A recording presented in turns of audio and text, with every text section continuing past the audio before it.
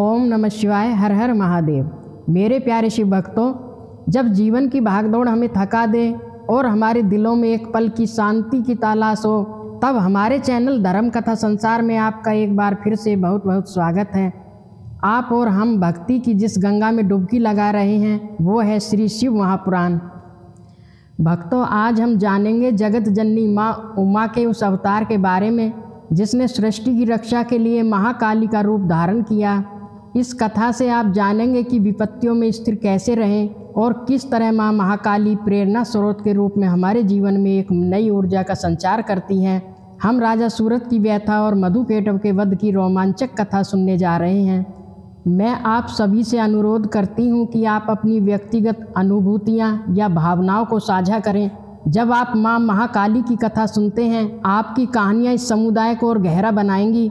तो अपने मन को संसार की चिंताओं से हटाकर माँ जगदम्बा के चरणों में लगा दें और बड़े ही प्रेम से बोले, जय माँ विंध्यवासिनी। भक्तों, नेमी सारण के पवित्र वन में बैठे हुए ऋषियों ने जब सूत जी के मुख से भगवान शिव की लीलाएं सुनी तो उनका मन तृप्त नहीं हुआ। उनका ज्ञान अधूरा रह गया और वे चिंतित हो गए कि कहीं यह अधूरी जिज्ञासा उनके आत्मज्ञान की प्राप्ति में रुकावट न बन जाए। उनका लक्ष्य केवल कहानियों का आनंद लेना नहीं था, बल्कि मोक्ष का मार्ग प्रशस्त करना था। ऐसे में उनके जीवन का उद्देश्य ही पूरी तरह से खोखला रह सकता था। ऋषियों ने हाथ जोड़कर कहा, हे ब्रह्मा वेत्ताओं से श्रेष्ठ सूत जी, हमने आपसे भगवान शिव की अनेक रमणीय कथाएं सुनी हैं जो मोक्ष प्रदान करने वाली हैं, लेकिन अब हमारा मन संपूर्ण जगत की माता भगवती उमा का मनोहर चरित्र सुनने के लिए व्याकुल है। ऋषियों ने बड़ी विमरता से कहा कि हे महामते, हमने सती और पार्वती के रूप में माँ के 2 अवतारों की कथा तो सुन ली, लेकिन अब आप हमें उनके अन्य अवतारों के बारे में बताइए, क्योंकि लक्ष्मी को जन्म देने वाली जगदम्बा उमा के गुणों को सुनने से कौन बुद्धिमान पुरुष खुद को रोक सकता है। सूत जी ऋषियों की इस भक्ति को देखकर गदगद हो गए। उन्होंने कहा, हे महात्माओं, तुम सब धन्य हो, तुम्हारा जीवन सफल हो गया, क्योंकि तुम उस पराशक्ति माँ उमा के चरित्र के बारे में पूछ रहे हो। जो मनुष्य इस कथा को सुनता है अथवा पढ़ता है या पूछता है, उसके चरणों की धूल को भी ऋषियों ने तीर्थ के समान माना है। सूत जी ने आगे कहा कि जो लोग उस करुणामयी माँ का भजन नहीं करते, वे संसार रूपी इस भयानक और गहरे कुएं में गिर जाते हैं। माँ उमा को छोड़कर किसी और की शरण में जाना वैसा ही है जैसे कोई प्यासा व्यक्ति पवित्र गंगा जी को छोड़कर अपनी प्यास बुझाने के लिए किसी रेगिस्तान के छोटे से गड्ढे की ओर भागे। तो भक्तों, इसके बाद सूत जी ने एक प्राचीन इतिहास सुनाना आरंभ किया। उन्होंने कहा, हे ऋषियों, पूर्व काल में स्वारोचिष मनवंतर में एक बहुत ही प्रतापी राजा हुए जिनका नाम था सूरत। राजा सूरत बड़े ही बलवान, सत्यवादी और अपनी प्रजा को संतान की तरह पालने वाले थे। लेकिन समय का चक्र देखिए, वही राजा सूरत जो कभी इंद्र के समान तेजस्वी थे, उनके बुरे दिन आ गए। कोल विंध्यसिरी नाम के 9 राजाओं ने एक साथ मिलकर राजा सूरत के राज्य को चारों तरफ से घेर लिया। एक भयानक युद्ध हुआ। राजा सूरत अकेले थे और शत्रु प्रबल थे। अंत उस धर्मपरायण राजा की युद्ध में हार हो गई। युद्ध के बाद केवल धुआं और राख से ढकी राज्यसभा के टूटे हुए खंभे रह गए। राज्यसभा की दीप शिखाएं बुझ गई थी और महल के फर्श पर बिखरे अभिषेक के फूलों की सुगंध भी अब सूख चुकी थी। शत्रुओं ने उनसे उनकी राजधानी छीन ली और उन्हें अपने ही नगर से बाहर निकाल दिया। राजा सूरत दुखी होकर अपने दूसरे नगर में रहने लगे, लेकिन दुर्भाग्य ने वहाँ भी उनका पीछा नहीं छोड़ा। वहाँ भी शत्रुओं ने आक्रमण कर दिया और सबसे बड़ा दुख तो तब हुआ जब उनके अपने मंत्रियों ने, जिन पर वो भरोसा करते थे, उन्होंने ही राजा का साथ छोड़ दिया और उनका सारा खजाना लूट लिया। सोचिए भक्तों, जिस राजा के पास कल तक सब कुछ था, आज वो अपने ही सेवकों द्वारा ठगा गया। हताश होकर राजा सूरत शिकार का बहाना बनाकर अकेले ही घोड़े पर सवार होकर घने जंगल की ओर निकल गए। भक्तों, घने जंगल में भटकते भटकते राजा सूरत एक परम पवित्र आश्रम में पहुँचे। यह आश्रम ब्रह्म ऋषि मेधा का था। जैसे ही वे जंगल में आगे बढ़े, वहाँ की चुप्पी और दबी हुई अंधकार में ऊर्जा ने उनके अंतर मन की उथल पुथल को और गहरा प्रकट किया। इस जंगल की रहस्यमयी आंतरिक शांति, जीवों की मौन गाथाएं और मिट्टी की ताजगी जैसे उनकी नई यात्रा का प्रतीक बन गई। यह स्थान बड़ा ही अद्भुत था। वहाँ चारों ओर फूलों के बगीचे थे और वेद मंत्रों की ध्वनि गूंज रही थी। ऋषि मेधा के तपोबल का प्रभाव ऐसा था कि वहाँ शेर और बाघ जैसे हिंसक जानवर भी गाय और हिरणों के साथ बिना किसी बेर के शांति से रह रहे थे। ऋषि मेधा ने राजा सूरत का बहुत आदर सत्कार किया। राजा वहाँ रहने तो लगे, लेकिन उनका मन अब भी अपने राज्य, अपनी ममता और अपने मोह में फंसा हुआ था। वे दिन रात यही सोचते कि मेरे बाद मेरी प्रजा का क्या हाल होगा। उन्हीं दिनों उस आश्रम में एक वेश्या आया। उसका नाम समाधि था। राजा ने देखा कि वह वेश्या भी बहुत दुखी है। राजा ने पूछा, भैया तुम कौन हो और इतने उदास क्यों हो? समाधि वेश्या ने अपनी दुख भरी कहानी सुनाई। उसने कहा, हे राजन, मैं एक धनी व्यापारी था, लेकिन मेरे ही दुष्ट पुत्र और पत्नी ने धन के लालच में मुझे घर से धक्के मारकर निकाल दिया है। उन्होंने मेरा सब कुछ छीन लिया है। अब यहाँ एक विचित्र बात हुई है।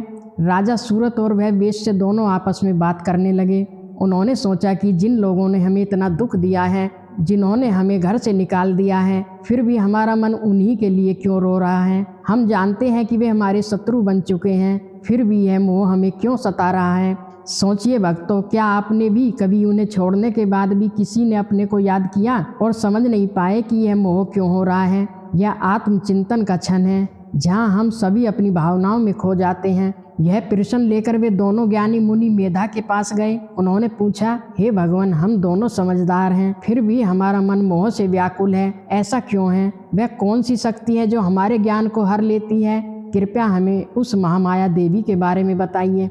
तब ऋषि मेधा ने एक बहुत ही गूढ़ रहस्य खोला। उन्होंने कहा, राजन, यह सब उस सनातन शक्ति जगदम्बा महामाया का ही खेल है। वे ही संपूर्ण जगत को मोह में डालती हैं। बड़े बड़े ज्ञानी और यहाँ तक कि ब्रह्मा आदि देवता भी उनकी माया के प्रभाव से बच नहीं पाते। भक्तों, माँ महामाया की कृपा प्राप्त करने के लिए आप अपनी दिनचर्या में कुछ सरल उपायों को शामिल कर सकते हैं, जैसे कि सुबह उठते ही माँ का ध्यान कर उनके चरणों में फूल अर्पित करें, या दिन भर में समय निकालकर महामाया का नाम जप करें। अपनी सेवा से लोगों की मदद करें और माँ के प्रति अपनी भक्ति को प्रकट करें। ये छोटे छोटे उपाय आपके जीवन में सकारात्मक बदलाव ला सकते हैं। एक बार एक भक्त ने ठीक यही उपाय अपनाया। वह निराशा में डूबा हुआ था और सुबह सुबह कुछ समय माँ के ध्यान में बिताने लगा। धीरे धीरे उसने अपने जीवन में एक नया उत्साह और नई ऊर्जा का अनुभव किया और उनकी सारी चिंताएं दूर हो गईं।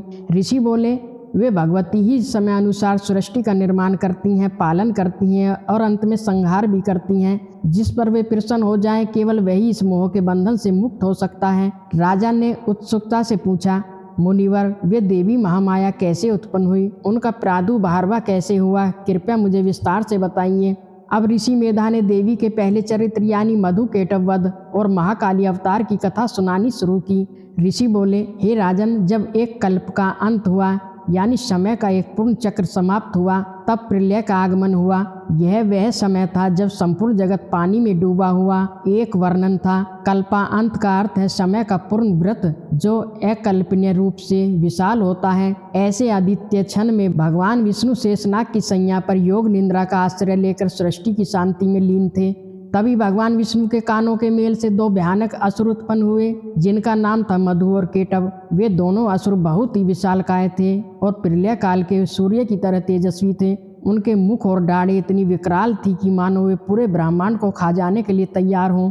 इन दोनों दैत्यों ने देखा कि भगवान विष्णु की नाभि कमल पर ब्रह्मा जी बैठे हुए हैं। मधु और केटव ने ब्रह्मा जी को ललकारा, अरे तू कौन है, और उन्हें मारने के लिए दौड़े। ब्रह्मा जी ने देखा कि भगवान विष्णु तो गहरी नींद योग निद्रा में सो रहे हैं और वे दैत्य मुझे मार डालेंगे। तब अपनी रक्षा के लिए ब्रह्मा जी ने उसी योग निद्रा की स्तुति की जो भगवान विष्णु की आंखों में बसी हुई थी। ब्रह्मा जी ने माँ भगवती से प्रार्थना की, हे अंबिके, आप इन दोनों दुर्जय को अपने मोह में फंसा लीजिए और जगत के स्वामी भगवान नारायण को जगा दीजिए। ब्रह्मा जी की करुण पुकार सुनकर तामसी शक्ति महामाया भगवती भगवान विष्णु के नेत्र, मुख, नासिका और अंगों से बाहर निकल आई। यही देवी जो फाल्गुन शुक्ल द्वादशी को प्रकट हुई, महाकाली और त्रिलोक के मोहिनी शक्ति के नाम से विख्यात हुई। जैसे ही देवी माँ भगवान विष्णु के शरीर से अलग हुई, आकाशवाणी हुई, हे ब्रह्मा, डरो मत, मैं आज इन दोनों दैत्यों का नाश करूंगी। देवी के निकलते ही भगवान जनार्दन की नींद टूट गई। वे तुरंत जाग उठे। भगवान विष्णु ने देखा कि दो महाबली दैत्य मधु और केटव ब्रह्मा जी को खाने के लिए तैयार खड़े हैं। तब भगवान विष्णु उन दोनों दैत्यों से युद्ध करने लगे। भक्तों, यह कोई साधारण युद्ध नहीं था। भगवान विष्णु और उन दैत्यों के बीच बाहु युद्ध, कुश्ती, मानो अनगिनत पीढ़ियां बीत गईं। युद्ध अत्यंत समय तक चलता रहा। वे दैत्य इतने शक्तिशाली थे कि हार ही नहीं मान रहे थे। तब महामाया ने अपना खेल रचा। उन्होंने उन दोनों दैत्यों की बुद्धि को मोह लिया। अपनी ताकत के नशे में चूर होकर वे दोनों दैत्य भगवान विष्णु से ही बोले, हे विष्णु, हम तुम्हारे युद्ध कौशल से बहुत प्रसन्न हैं, तुम हमसे कोई भी वरदान मांग लो। जरा सोचिए भक्तों, माँ की माया कैसी है। जो मरने वाले हैं वो भगवान को ही वरदान देने की बात कर रहे हैं। भगवान विष्णु तो अंतर्यामी थे। उन्होंने तुरंत कहा, यदि तुम दोनों मुझ पर प्रसन्न हो तो बस यही वर दो कि तुम दोनों मेरे ही हाथों मारे जाओगे।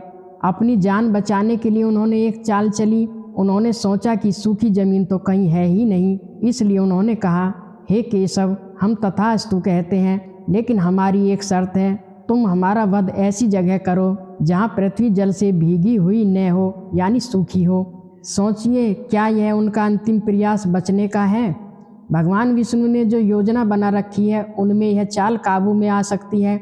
दैत्यों को लगा कि वे बच गए, लेकिन वे भूल गए थे कि वे जगत के पालनहार के सामने खड़े हैं। तब भगवान विष्णु ने कहा, तथास्तु। उसी क्षण भगवान ने अपना विराट रूप दिखाते हुए उन दोनों दैत्यों को पकड़ लिया और अपने जांघ के ऊपर जो पानी से बाहर और सूखी थी उनके सिर रख दिए।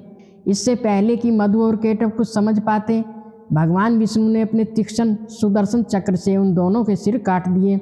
सूत जी कहते हैं, हे ऋषियों, इस प्रकार ब्रह्मा जी की रक्षा के लिए और भगवान विष्णु का कार्य सिद्ध करने के लिए महामाया काली का रूप में प्रकट हुई।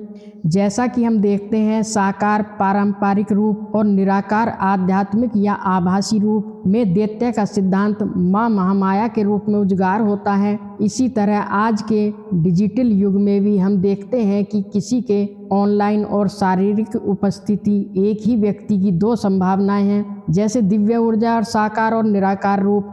अपने आदित्य महत्व के बावजूद दोनों रूप इस संसार में हमारी समझ और अनुभव को एक ही जीवंतता के विभिन्न पहलू के रूप में उजागर करते हैं। अपने आदित्य महत्व के बावजूद दोनों रूप इस संसार में हमारी समझ और अनुभव को एक ही जीवंतता के विभिन्न पहलू के रूप में उजागर करते हैं। भक्तों, यज्ञपी माँ उमा निराकार हैं, निर्विकार हैं, लेकिन अपने भक्तों का दुख दूर करने के लिए वे बार बार साकार रूप धारण करती हैं।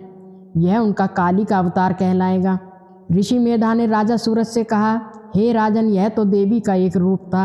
अब मैं तुम्हें उनके महालक्ष्मी रूप के प्रादुर्भाव की कथा सुनाऊंगा, जिसकी चर्चा हम अगले भाग में करेंगे। भक्तों, आज की कथा हमें सिखाती है कि जब जीवन में विपत्तियां चारों तरफ से घेर लें, जैसे ब्रह्मा जी को मधु केटव ने घेरा था या राजा सूरज को शत्रुओं ने घेरा था, तब हमें निराश नहीं होना चाहिए। हमें उस परम शक्ति माँ जगदम्बा की शरण में जाना चाहिए। यह बात हमें उस ऐतिहासिक घटना की याद दिलाती है जब चित्तौड़ की रानी पद्मिनी ने महाराणा प्रताप के समय में माँ जगदम्बा के प्रति अपनी आस्था को बनाए रखा। उन्होंने विपरीत परिस्थितियों में भी न केवल धैर्य बनाए रखा, बल्कि अपनी प्रजा में नया उत्साह भरा। उनकी भक्ति और माँ में अटूट विश्वास न केवल उनके राज्य की रक्षा की, बल्कि उन्हें इतिहास में अमर बना दिया। संसार का मोह, धन का लालच और अपनों का धोखा, ये सब माया है, लेकिन जो भक्त माँ की कथा सुनता है और उन पर विश्वास रखता है, माँ उसे इस माया जाल से निकालकर मोक्ष के मार्ग पर ले जाती है। तो मेरे प्यारे शिव भक्तों, कैसी लगी आपको माँ कालिका के प्राकट्य की यह कथा? वीडियो को लाइक करें, अपने दोस्तों और अपने परिवार के साथ शेयर करें, ताकि वे भी माँ की कृपा के पात्र बन सकें। हमारे चैनल धर्म कथा संसार को सब्सक्राइब करना न भूलें। अगले अध्याय तक के लिए भगवान शिव और माता पार्वती आप पर अपनी कृपा बनाए रखें। बोलो हर हर महादेव। ओम नमः शिवाय।